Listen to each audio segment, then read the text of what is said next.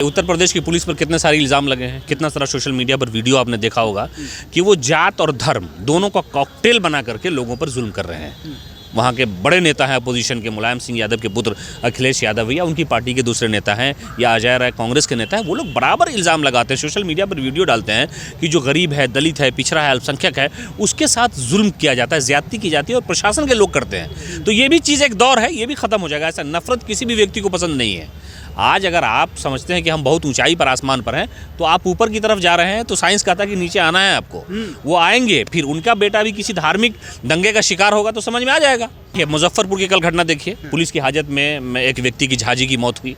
उससे पहले जो मधुबनी का मामला है, इमाम साहब को गाड़ी चेकिंग के नाम पर फिरोज मोहम्मद फिरोज को बुरी तरह मारा गया और उनको धार्मिक जो शब्द है जिससे इंसान को फील होता है कि हम अपने घर में नहीं, अपने देश में नहीं है, लोग हमको जलील करना चाहते हैं और डीएसपी भी कार्रवाई की मांग हो रही है।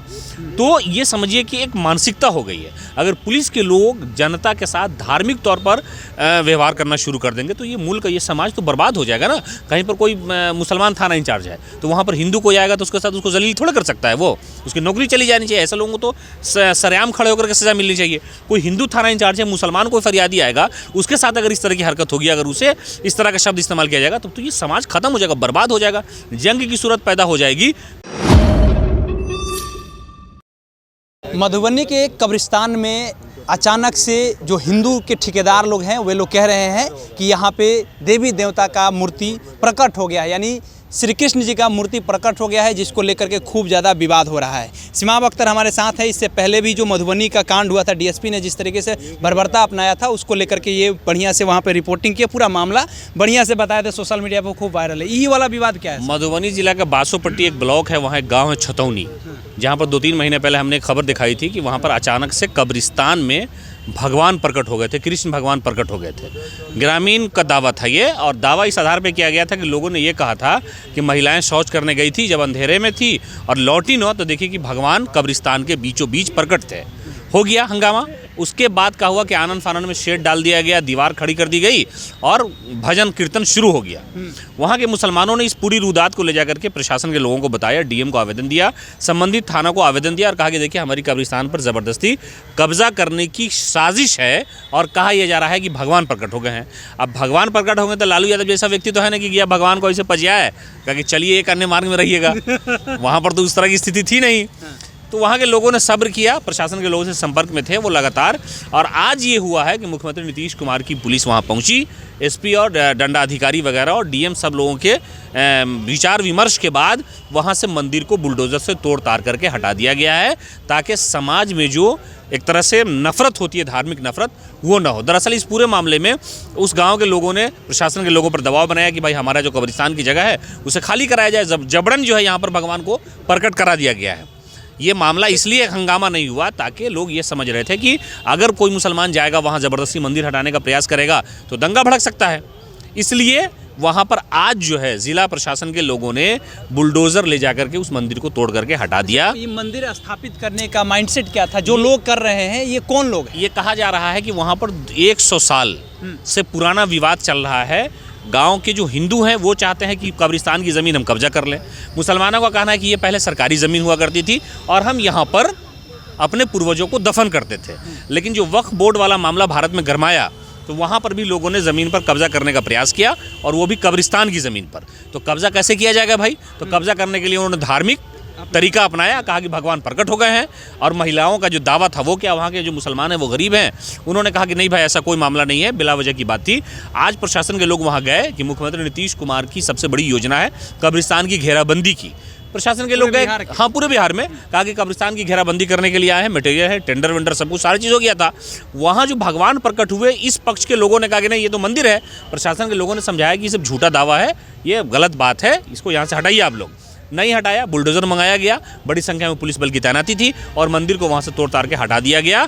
जो विवाद का जड़ था, प्रशासन के लोगों ने अकलमंदी से काम किया और हटाने के बाद जो है मामला ठीक ठाक साफ सुथरा हो गया। हमारा एक सवाल है कि चूंकि आप पत्रकार है और पूरे देश में लगभग कहा जाए तो खासतौर पर बिहार पर आपकी पैनी नजर रहती है, आप हमें ज़रा बताइए कि 2014 के बाद से क्या लोगों के थॉट प्रोसेस जो है इसमें कुछ चेंजेज आए हैं? पुलिसकर्मी है जो लगातार देखा जा रहा है कि दाढ़ी टोपी के नाम पर लोगों को मारा जा रहा है, इसमें कितनी सच्चाई है? नहीं, देखिए मुजफ्फरपुर की कल घटना देखिए, पुलिस की हाजत में एक व्यक्ति की झाजी की मौत हुई। उससे पहले जो मधुबनी का मामला है, इमाम साहब को गाड़ी चेकिंग के नाम पर फिरोज का, हाँ, फिरोज मोहम्मद फिरोज को बुरी तरह मारा गया और उनको धार्मिक जो शब्द है जिससे इंसान को फील होता है कि हम अपने घर में नहीं, अपने देश में नहीं है, लोग हमको जलील करना चाहते हैं और डीएसपी भी कार्रवाई की मांग हो रही है। तो ये समझिए कि एक मानसिकता हो गई है। अगर पुलिस के लोग जनता के साथ धार्मिक तौर पर व्यवहार करना शुरू कर देंगे तो ये मुल्क, ये समाज तो बर्बाद हो जाएगा ना।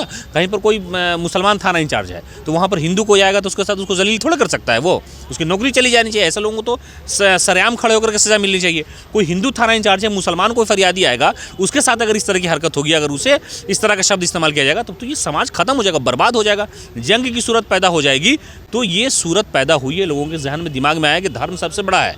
ये चीज़ें आई हैं और उस धर्म के आड़ में नफरत फैलाने की जो कोशिश हो रही है उसको ख़त्म करने की ज़रूरत है ताकि समाज बेहतर हो, तरक्की कर सके। आप धर्म में उलझे रहेंगे, तरक्की नहीं कर पाइएगा। ना कोई आपका डीएसपी बनेगा, ना कोई बड़ा अधिकारी बन पाएगा। किसी भी धर्म में अगर कट्टरता आएगी और उसके मानने वाले लोग, वो धर्म की वजह से वो व्यक्ति सुरक्षित है, उसकी वजह से धर्म सुरक्षा का मामला नहीं है। लोग जो ये कहते हैं कि हम धर्म की रक्षा करेंगे, अरे बेहुदा गधा, 2 वक्त की रोटी तुम बेगर कमाए हुए नहीं हासिल कर सकते हो। धर्म की वजह से तुम सुरक्षित हो, तुम्हारी पहचान है, तुम धर्म की रक्षा कहाँ से कर पाओगे? तुम्हारी इतनी औकात और हैसियत है। तो ये इस तरह की बातें हैं, इसको खत्म करने का। क्योंकि हम कल एक आईपीएस अधिकारी से, रिटायर्ड आईपीएस अधिकारी है अमिताभ दास, उनसे इंटरव्यू ले रहे थे तो उनसे एक सवाल पूछे कि क्या आपको लगता है जब आप पुलिस लाइन में थे और आज के दौर में पुलिस में देखा जा रहा है, क्या डिफरेंसेस नज़र आ रहा है? तो उन्होंने कहा कि आज के समय में जो पुलिस है ये भगवाकरण की तरफ ज़्यादा झुकते जा रहा है। जो माइंडसेट बना है 2014 के बाद से, इसमें क्या लग रहा है? इसमें कितनी देखिए, उत्तर प्रदेश की पुलिस पर कितने सारे इल्ज़ाम लगे हैं, कितना सारा सोशल मीडिया पर वीडियो आपने देखा होगा कि वो जात और धर्म दोनों का कॉकटेल बना करके लोगों पर जुल्म कर रहे हैं। वहाँ के बड़े नेता हैं अपोजिशन के, मुलायम सिंह यादव के पुत्र अखिलेश यादव, या उनकी पार्टी के दूसरे नेता हैं, या अजय राय कांग्रेस के नेता हैं, वो लोग बराबर इल्ज़ाम लगाते हैं, सोशल मीडिया पर वीडियो डालते हैं कि जो गरीब है, दलित है, पिछड़ा है, अल्पसंख्यक है, उसके साथ जुल्म किया जाता है, ज़्यादती की जाती है और प्रशासन के लोग करते हैं। तो ये भी चीज़ एक दौर है, ये भी ख़त्म हो जाएगा। ऐसा नफरत किसी भी व्यक्ति को पसंद नहीं है। आज अगर आप समझते हैं कि हम बहुत ऊंचाई पर, आसमान पर हैं, तो आप ऊपर की तरफ जा रहे हैं, तो साइंस कहता है कि नीचे आना है आपको। वो आएंगे, फिर उनका बेटा भी किसी धार्मिक दंगे का शिकार होगा तो समझ में आ जाएगा। अगर किसी बड़े अधिकारी का बेटा दंगे में मारा जाएगा, हालांकि वो दंगे में जाता नहीं है, दंगे में, हाँ, वो कैम्ब्रिज में, ऑक्सफोर्ड में, लंदन में यहाँ पढ़ता है ना, वो तो एंजॉय करता है, वो क्लब में घूमता है और गरीबों को, बच्चों को रोड पर कहता है कि दंगा करने के लिए। तो समझ याद होगा अशोक मोची किस तरीके से तलवार लेकर के, हाँ, तो ये चीज़ें हैं, तो ये सब धार्मिक चीज़ें हैं। लेकिन सबसे बड़ी बात यह है कि समाज में ताना बाना सही रहना चाहिए, आपस में मिलजुल करके काम करना चाहिए। धर्म आपका अपना पर्सनल मामला है, घर में पूजा कीजिए, घर में नमाज पढ़िए, उसके लिए जगह तय है, मंदिर में जाइए, मस्जिद में जाइए, लेकिन समाज में जब आइए तो इंसानियत की बात कीजिए, रोजगार की बात कीजिए, समाज को बनाने की बात कीजिए, ये कोशिश होनी चाहिए। चलिए, तो सीमाब अख्तर हमारे साथ है। हमने जो सवाल था वो पूछा, जो लाजमी सवाल है कि मधुबनी में जिस तरीके से धर्म को लेकर के अचानक से कहा गया कि कब्रिस्तान में मंदिर निकल गया, श्री कृष्ण का मूर्ति निकल गया, उसको लेकर के वो रात भर में टेंट पंडाल सब लगा दिए थे, लेकिन बाद में प्रशासन की बड़ा जो जिला इकाई बल है वो पहुँचा और उसको किसी तरीके से ध्वस्त करके मामला को शांत किया है। बाकी अब देखना है कि आगे क्या कुछ कार्रवाई होती है। इस पे आपकी क्या प्रतिक्रिया है, लिखिएगा कमेंट बॉक्स में। हमारा नाम केशव यादव है, पब्लिक स्टेशन आप देख रहे थे। बहुत बहुत धन्यवाद।